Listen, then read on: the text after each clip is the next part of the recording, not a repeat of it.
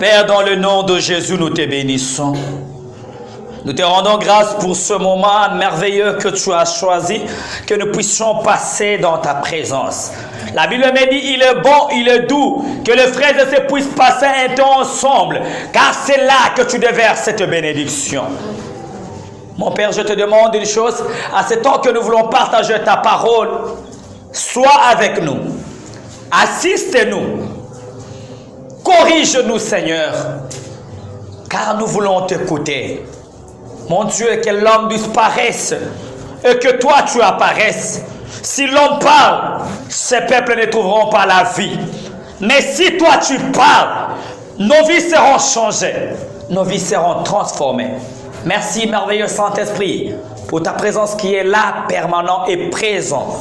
Nous t'acclamons le Seigneur des Seigneurs. Alléluia. Que le Seigneur te bénisse. Je dis que le Seigneur te bénisse. Amen. Alléluia. Amen. Que le Seigneur change ta vie. Assis-toi s'il te plaît. Je vais demander à Israël de m'interpréter s'il vous plaît. Alléluia. Amen. Nous allons partager un thème ce soir que je l'ai intitulé « Change ta position et Jésus-Christ changera ton histoire ». Alléluia. Amen. Change ta position et Jésus-Christ changera ton problème. Alléluia. Nous allons lire la parole de Dieu dans les livres de Luc 8, 40 à 44. Je lis au nom de Jésus-Christ. Luc chapitre 8, 40 jusqu'à 44, je lis au nom de Jésus-Christ. À son retour, Jésus fut reçu par la foule.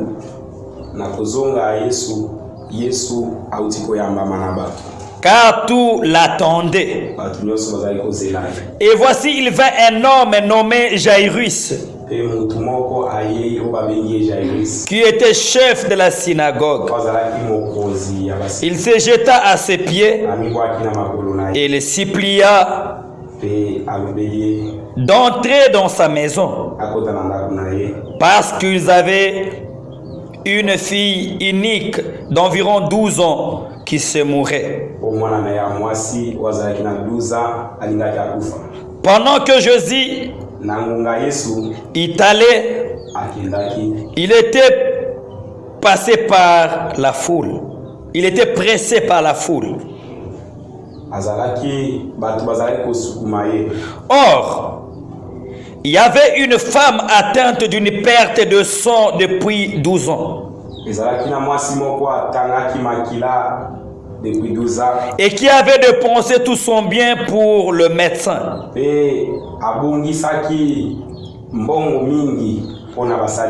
sans qu'aucun n'ait pu la guérir. Elle s'approcha par derrière et toucha les bords du vêtement de Jésus. Au même instant, la perte de sang s'arrêta. Je continue jusqu'à 45. Jésus dit, qui m'a touché?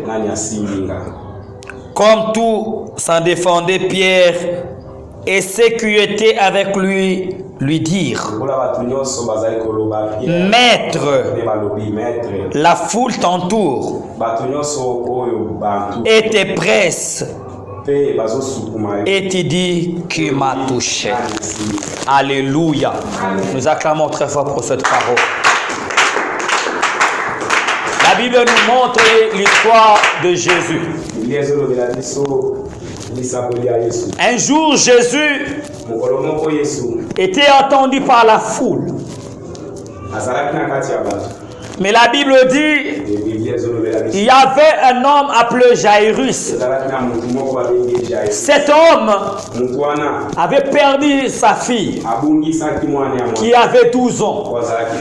Et la Bible déclare, cet homme était venu supplier Jésus pour que Jésus puisse guérir sa fille. Mais la Bible me dit, Lorsque Josué s'est levé pour partir, en cours de route, il y avait une femme. J'aime l'histoire de cette femme. La Bible déclare que cette femme était atteinte de la perte de sang pendant 12 ans. Elle a dépensé beaucoup d'argent, mais n'a pas trouvé la solution. La Bible déclare qu'elle a entendu parler de Jésus. Et lorsque bien-aimé elle a entendu parler de Jésus, cette femme s'est dit en elle-même, je me lèverai, j'irai vers Jésus. Si je touche seulement le pont de sa robe, je serai guéri. Elle s'est levée. Bien-aimé, en Israël, une femme qui était atteinte de la perte pendant 12 ans était considérée comme impure. C'était une femme isolée, rejetée, abandonnée. Mais cette femme s'est dit, je vais toucher Jésus sans regarder les gens. Longtemps elle est restée dans son problème, mais n'a pas eu la solution. Mais le jour où elle a pris la décision, elle s'est levée et n'a pas regardé que j'étais impur, parce que les hommes l'avaient déjà rejetée. Mais elle a pris une décision. Et la Bible dit, elle s'approcha par derrière, elle toucha les pans de la robe de Jésus. Et lorsqu'elle touche Jésus, bien aimé, il y avait beaucoup de gens qui étaient à côté de Jésus. Ils touchaient Jésus, mais rien n'est changé en eux.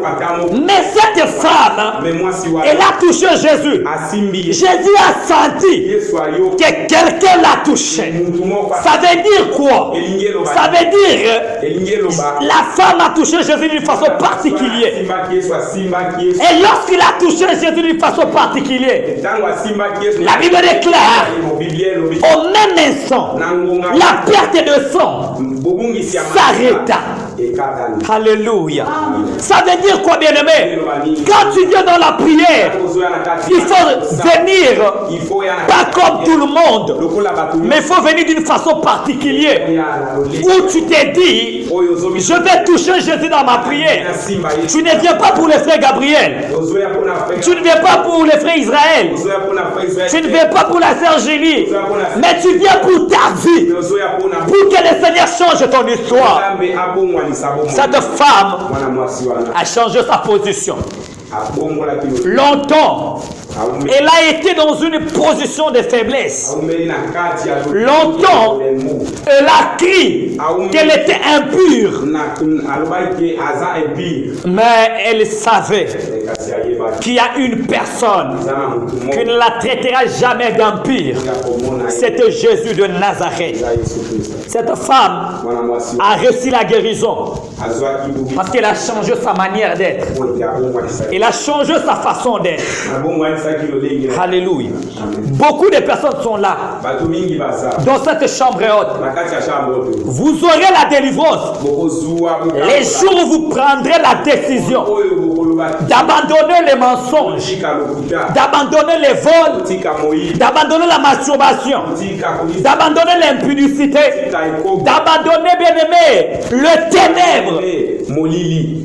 Il n'y a que le péché qui t'empêche de vivre la gloire de Dieu. Bien-aimé, tu peux entrer dans la présence de Dieu.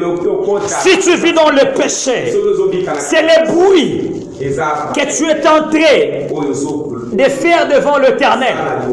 Mais ce que moi je sais, que si bien-aimé tu changes ta manière de vivre, si tu changes, tu abandonnes le péché, si tu abandonnes les mensonges, si tu abandonnes bien-aimé le monde, si tu abandonnes la jeunesse, tu te donnes à Jésus, il changera ton histoire comme il a changé l'histoire de cette femme à la perte de sang. Alléluia. Change ta position. Jésus changera ton histoire. Bien-aimé, les jours où tu accepteras d'abandonner les péchés et de vivre selon la volonté du Seigneur, c'est le jour où la délivrance commencera à venir dans ta vie. Alléluia. Tu ne changes pas parce que tu ne veux pas abandonner le monde. Tu pries, mais dans des chansons profanes. Bien-aimé, écoutez, le chrétien, il y a des chrétiens qui disent il n'y a pas les chansons de Dieu et les chansons de Satan, c'est faux. Il existe des chansons du diable. Les chansons profanes ne sont pas les chansons de Dieu. Ce sont des chansons de Satan. Alléluia. Il y a quelqu'un qui peut me dire, mon frère, qu'est-ce que tu es en train de dire? Fali ne sert pas Dieu. Wera ne sert pas Dieu. Rihanna ne sert pas Dieu. Il sert Satan. Mais vous voulez que les gens qui servent Satan puissent chanter des choses qui glorifient Dieu. Que vous les voulez ou pas, la musique profane est satanique. Alléluia. Aujourd'hui, les chrétiens ont perdu Jésus. C'est pourquoi ils trouvent les choses du monde. Très bien. Alléluia. Change ta manière d'être. Abandonne l'alcool. Abandonne même l'impudicité. Tu pries, mais tu vis dans l'impudicité. Tu pries, mais tu vis dans les vols. Tu pries, mais en même temps tu consultes de féticheurs. Ton problème ne changera point.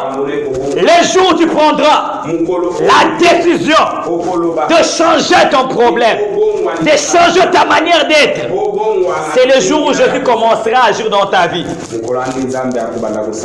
Il y a des gens qui prient. Ils prient. Ils passent des temps dans la prière. Mais ils vivent dans les vols. Ils vivent dans les mensonges. C'est pourquoi ton problème ne change pas. Alléluia. Alléluia. Tu pries. Mais la nuit, il y a tes frères qui t'embrassent. Bien-aimé, tu ne verras point la gloire de Dieu. Commence d'abord par changer l'état de ta vie. Pour espérer que Jésus-Christ fasse de grandes choses dans ta vie. Cette génération a un problème. Nous croyons que nous pouvons vivre avec Dieu comme nous l'entendons. Bien-aimé, tu peux aller à l'église, mais tu n'as pas Jésus dans ta vie. L'église aujourd'hui est remplie de païens, est remplie des impudiques, croyant qu'ils servent Dieu, mais ils servent Satan sans le savoir.